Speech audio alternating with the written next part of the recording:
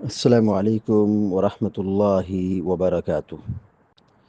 الحمد لله رب العالمين والعاقبة للمتقين، والصلاة والسلام على أشرف الأنبياء والمرسلين نبينا محمد وعلى آله وصحبه أجمعين ومن تبعهم بإحسان إلى يوم الدين، أما بعد. وعن عبد الله بن عمرو بن العاص رضي الله تعالى عنهما قال لي رسول الله صلى الله عليه وسلم: يا عبد الله، لا تكن مثل فلان كان يقوم من الليل فترك قيام الليل. متفق علیہ. بلوغ المرام من ادلۃ الاحکام کی حدیث نمبر 301 ابھی آپ کے سامنے پڑھی گئی ہے. حدیث کے راوی مشہور صحابی سیدنا عبداللہ بن عمرو بن عاص رضی اللہ تعالیٰ عنہما ہیں. وہ بیان فرماتے ہیں کہ قال علی رسول اللہ صلی اللہ علیہ وسلم، کہ اللہ کے رسول صلی اللہ علیہ وسلم نے مجھ سے کہا. قال کہا، لی مانے میرا، مجھ کو. قال لی مجھ سے کہا. قال لی رسول اللہ صلی اللہ علیہ وسلم، کہ اللہ کے رسول صلی اللہ علیہ وسلم نے مجھ سے کہا. یا عبد اللہ، اے عبداللہ. یا مانے اے. یا عبداللہ، اے عبداللہ. لا تکن مثل فلان، لا تکن مثل فلان. لا تکن تم نہ بنو. لا تکن، لا مانے نہیں، اور کانا یکن مانے ہونا. کن فعل، تکن یہ فعل نہیں ہے. لا تکن کا معنی ہوگا تم نہ بنو، تم نہ مت بن جاؤ. نہ بنو، مت بن جاؤ. لا تکن مثل فلان، مثل مانے طرح، جیسا. فلان مانے فلاں. جب آدمی نام ذکر نہیں کرتا ہے تو کہتا ہے فلاں، فلاں نے کہا، فلاں نے کہا، فلاں ایسا ہے، فلاں ایسا ہے.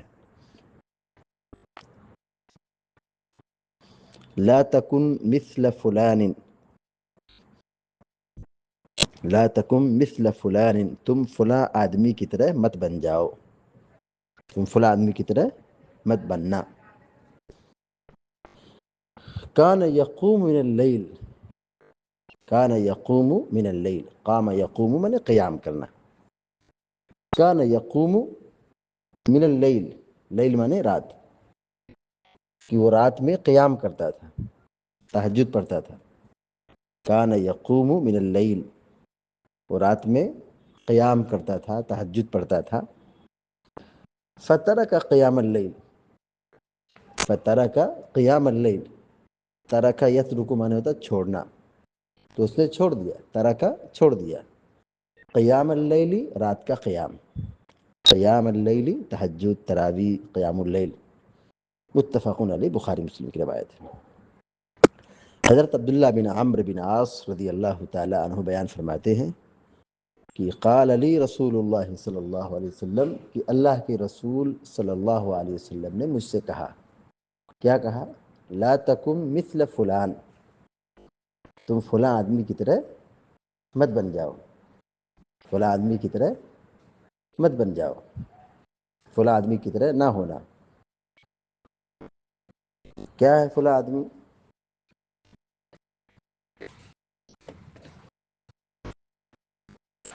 کان یقوم من اللیل، فلاں آدمی جو تھا وہ رات کا قیام کرتا تھا، قیام اللیل، تراویح کی نماز پڑھتا تھا. کان یقوم اللیل، وہ رات کا قیام کرتا تھا، تہجد پڑھتا تھا.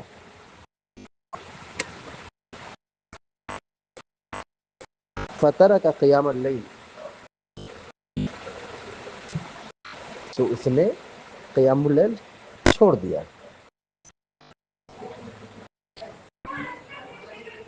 کان یقوم اللیل، وہ رات کا قیام کرتا تھا. فترک قیام اللیل،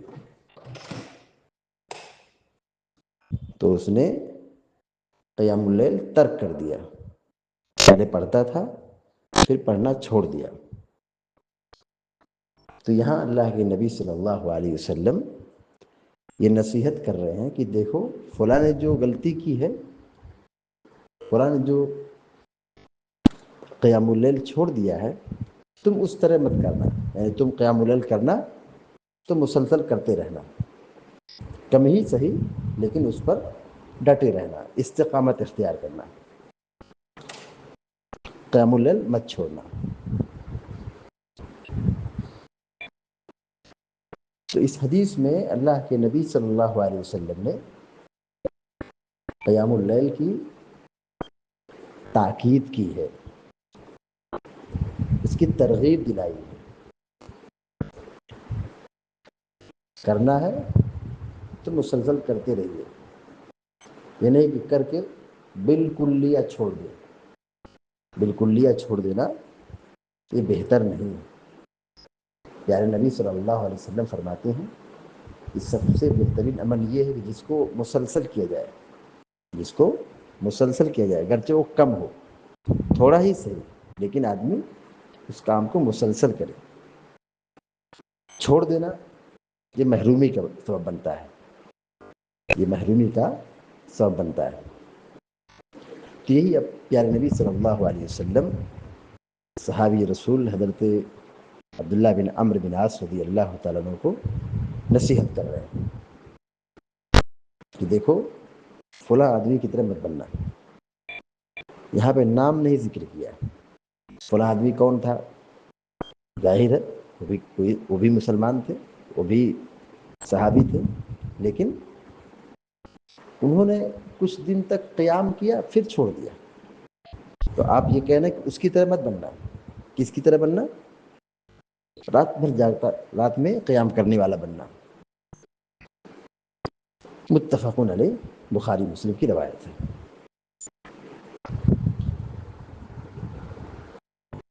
اس حدیث سے جو باتیں معلوم ہوئی نوٹ کریں۔ اس حدیث میں قیام اللیل، تہجد، تراویح، رات کی نماز پر ابھارا گیا ہے اور اس کی ترغیب دی گئی ہے۔ اس حدیث سے ایک بات یہ معلوم ہوتی ہے کہ قیام اللیل یہ فرض اور واجب نہیں، یہ نفل نماز ہے۔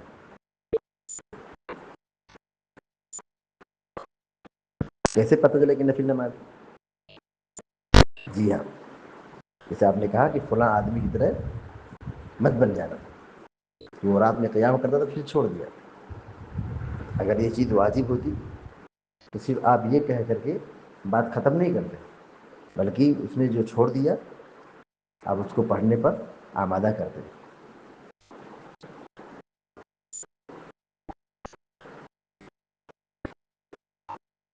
تیسری بات یہ معلوم ہوئی کہ نیکی کے کام پر، نوافل پر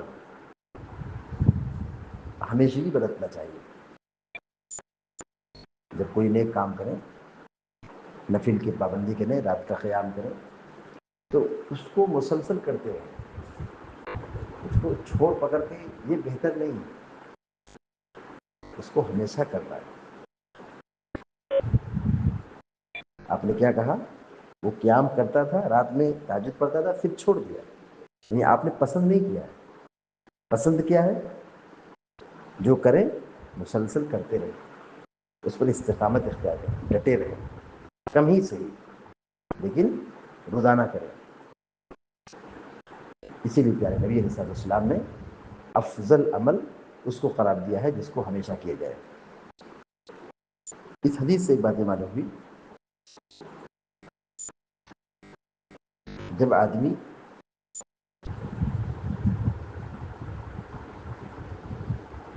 تہجد پڑھنے لگے یا کوئی نفل کام کرنے لگے تو اس میں سستی اور غفلت کا شکار نہیں ہونا چاہیے، بلکہ اسے ہمیشہ برتنے کی، اس کو ادا کرنے کی کوشش کرنا چاہیے، چھوڑنا نہیں چاہیے۔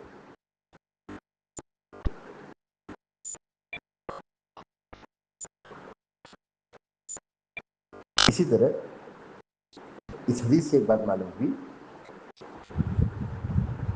جب کسی کی کوئی ناپسندیدہ عادت کسی دوسرے کے سامنے بیان کرنی ہو، کسی آدمی کی کوئی برائی ہو، کوئی کمی ہو، کوئی کوتاہی ہو، ناپسندیدہ عادت ہو، اس کو جب کسی کے سامنے بیان کرنا ہو تو اس کا نام نہ لیا جائے، اس کا نام نہ لیا جائے۔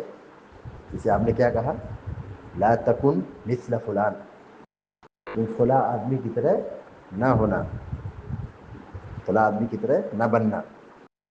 یہاں آپ نے نام نہیں ذکر کیا، بلکہ آپ نے کہا کہ فلاں آدمی کی طرح۔ جب کسی کی بری عادت کسی دوسرے کے سامنے بیان کرنا ہو تو اس کا نام پردے میں رکھا جائے، اس کی عزت کا خیال رکھا جائے۔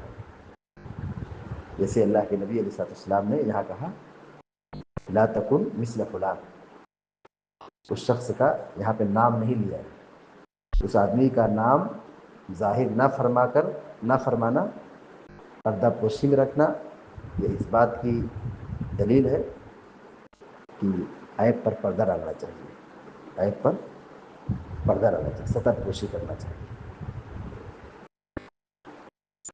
تو خلاصہ کلام یہ ہے،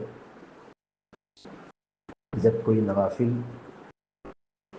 یا نیک کام کرنا شروع کریں تو اس کو چھوڑے نہ،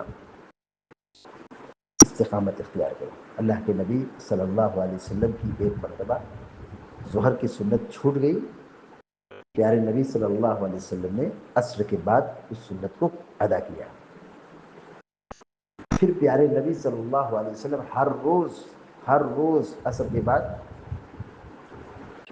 2 رکعت نماز پڑھتے تھے، 2 رکعت ہر روز عصر کے بعد نماز پڑھتے تھے،